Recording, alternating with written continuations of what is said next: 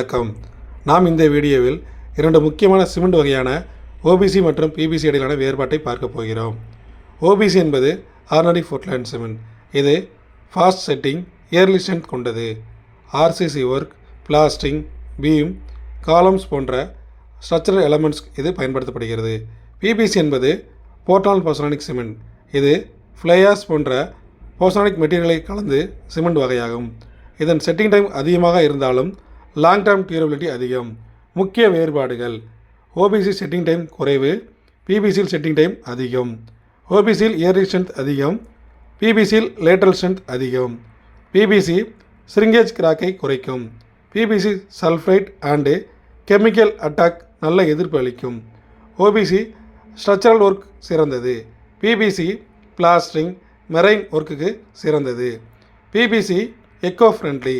OPC environmental impact அதிகம்.